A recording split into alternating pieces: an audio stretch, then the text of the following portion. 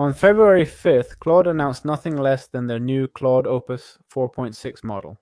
In this video, you'll see a quick summary of this launch, what this new model brings, and whether it's worth it or not. And we'll share our thoughts too. Now, unlike previous models, Claude Opus 4.6 stands out for handling much longer tasks autonomously, planning long-term, and doing software engineering work with almost no user help. Meanwhile, Anthropic closed its latest funding round, solidifying its market position with a $10 billion raise that brings its valuation to $350 billion. Now, additionally, the Claude model, Claude Opus 4.6, will give us a context window of 1 million tokens.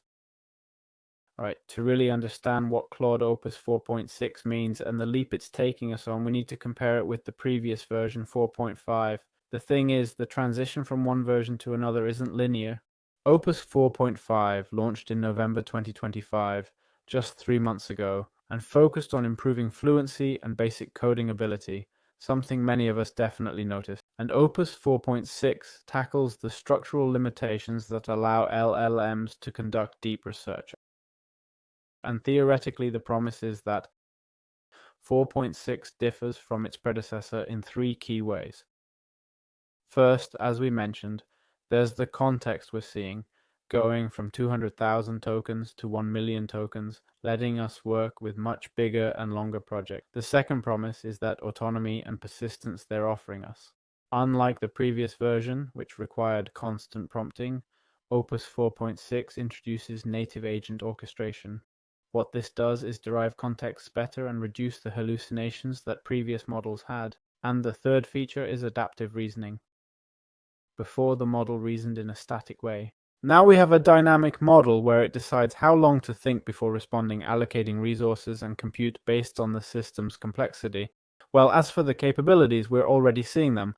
We're seeing it has knowledge work scores on GDP val of 1606, the best we've seen so far.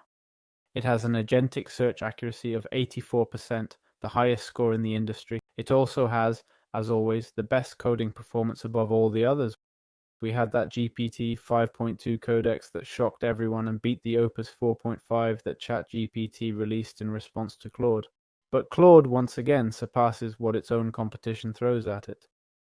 Gemini seems to be falling slightly behind with almost a 9-point gap from both companies. And then we have the reasoning section. It has accuracy from 40 to 53.1% when using tools. And honestly, looking at these benchmarks, it clearly promises a lot. You should keep in mind, of course, that Claude's team will have highlighted the benchmarks where they excel. And there'll be other benchmarks, probably all the ones they haven't shown where they don't stand out as much and fall further behind. And here we're seeing, for example, that in agentic coding, Opus 4.5 scored slightly higher, still above many of the other capabilities. We're seeing that for graduate level reasoning, ChatGPT is better with 93.2% ChatGPT Pro. For visual reasoning, ChatGPT is also better, and Gemini without tools is even better than ChatGPT with tools. Can you imagine?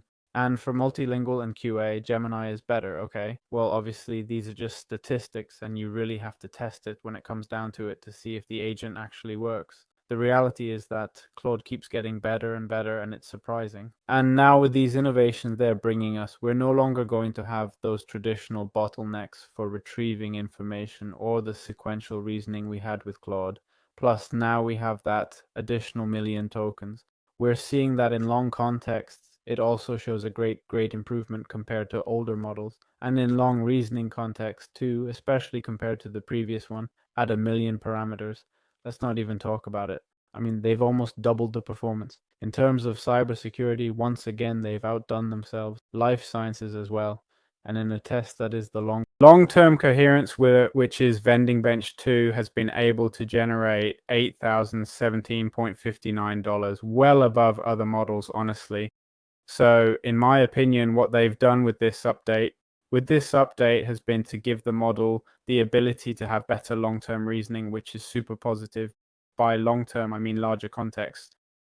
Being able to also have the adaptive capacity to decide how long to process an input is also something that will be really helpful for the model. We've already seen it. The leaps are massive. So tell me what you think. Do you think they're on the right track, trying to be able to autonomously handle larger projects? In my opinion, they're on the right track. I think they know their audience very well. Unlike ChatGPT, which focused on making ChatGPT CODEX, when really most ChatGPT users, I don't think, are programmers. I'd say if someone wants an AI tool for programming, they go to Claude in 2026, 2025, and even in 2024. And I think we're talking about whether GPT 5.3 Codex will compete or not. But for me, what we've always seen is that Anthropic always has a card or an ace up their sleeve. Tell me what you guys think. It's true their pricing has been pretty steep, and recently they've been adding limitations to their chat.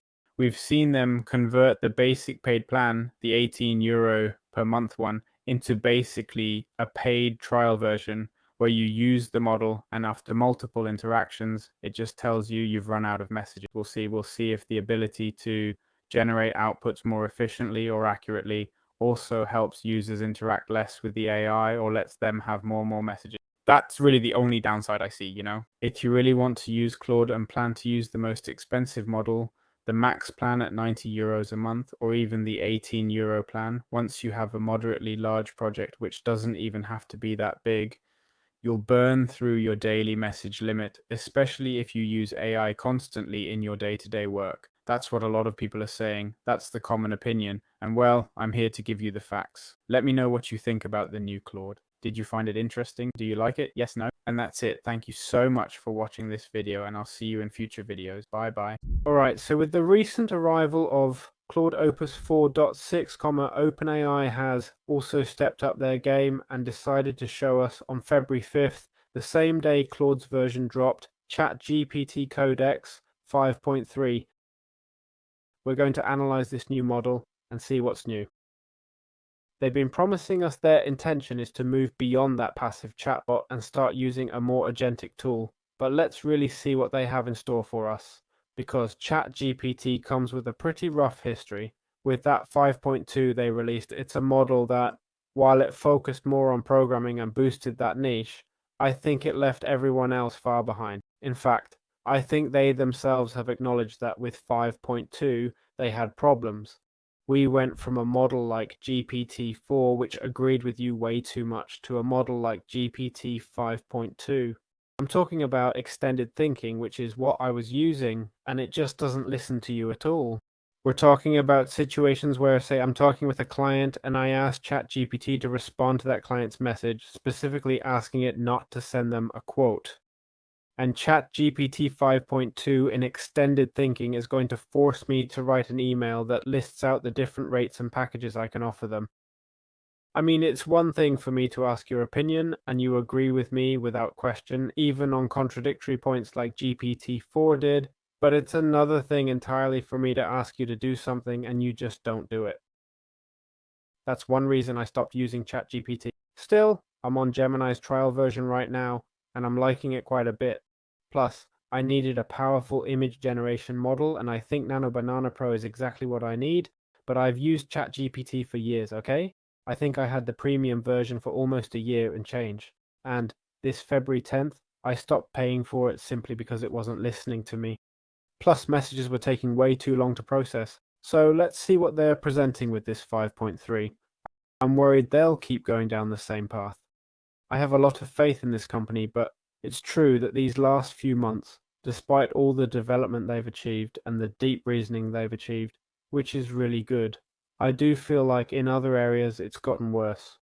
Well, to truly grasp the magnitude of ChatGPT 5.3, we need to understand the crisis context surrounding its development. In December 2025, Sam Altman declared a code red at the company. And it wasn't just a tactical move, it was a genuine code red. By late December 2025, I suppose everything hit at once.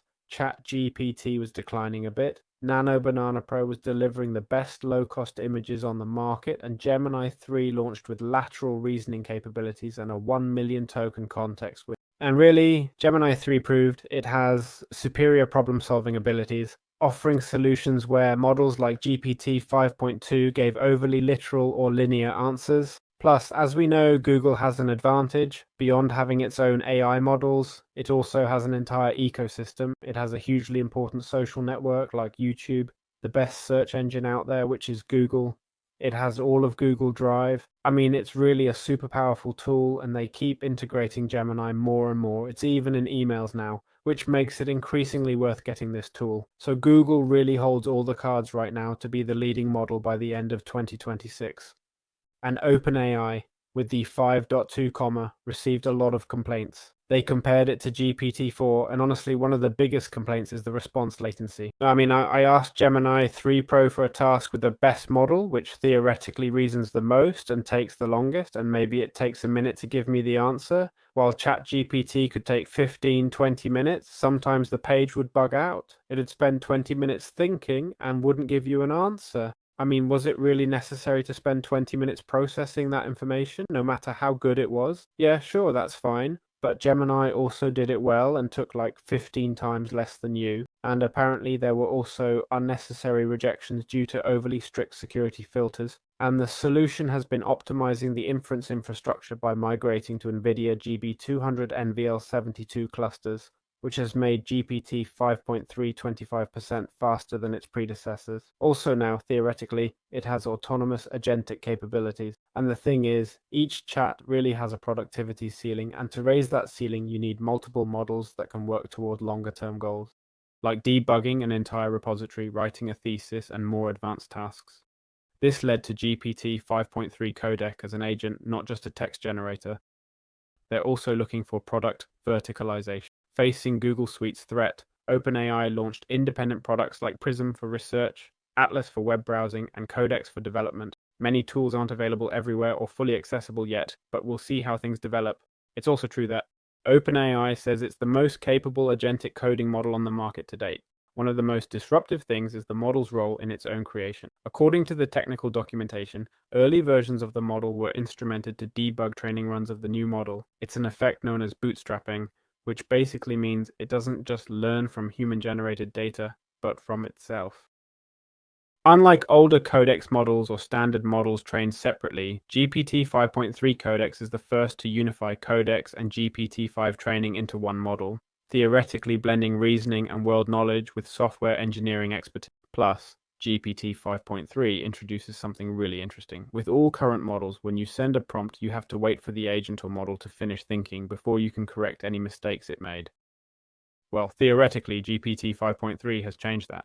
The thing is, we can constructively interrupt the agent while it's working, which honestly makes it really powerful, especially for tasks like, for example, building a website and you see it's getting the colors wrong, so you tell it to fix the colors and all that. We'd have to see how it actually works in practice, whether it really works that well.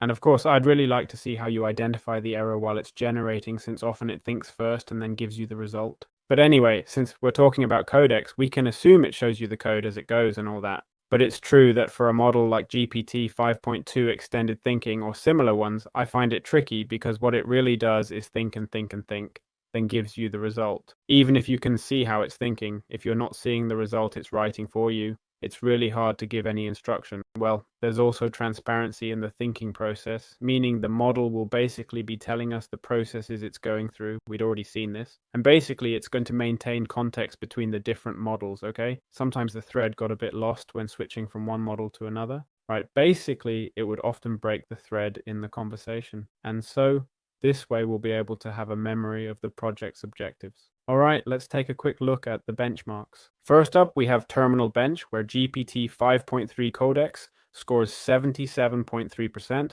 a massive jump from GPT 5.2 Codex's 64%, and Claude Opus 4.6 had 65.4%, so theoretically it gets beaten on this benchmark. Terminal Bench basically tests the models inside terminals, right? The terminal of a CMD, you know, this thing we open here in that kind of context. Also, we have the World Verified benchmark at 64.7%, but it falls behind Claude Opus 4.6, which scores 72.7%. It says, World is a benchmark for computer use with agents where the agent must complete productivity tasks in a visual desktop environment. Well, they fall behind. It's just that for anything involving opening applications, manipulating visual menus and such, Claude is still ahead. It's true it's not as far ahead as before with that 38.2. There's been a huge improvement from one version to another, but it's still below, right? Here they show us that Humans have around 72% accuracy, which, well, they're trying to compare it there with the average human at 29. Then we have SW Bench Pro, which basically measures the ability to solve real GitHub problems in popular repositories, and we see it has 56.8%. This represents a, well, slightly significant increase from that 56.4% that GPT 5.2 CODEX had. The improvement may seem marginal, but beyond that small gain, there's also better efficiency and the ability to handle tasks during longer sessions. The model does have some limitations though. Despite the improvements, it still faces challenges in massive repositories with over 150,000 nodes, where it occasionally suffers memory loss and forgets definitions it provided earlier. We also have GDP Val, which basically evaluates professional tasks across 44 occupations like financial analysis, legal writing, and so on. And the model matches or exceeds human expert performance at 70.9%, same as we have in GPT. 5.2x improvement. We're seeing cybersecurity challenges have also improved quite a bit, almost 10 points. But look, as we know, these are just benchmarks. Plus, they show us what they want to show us, and we really need to test the model ourselves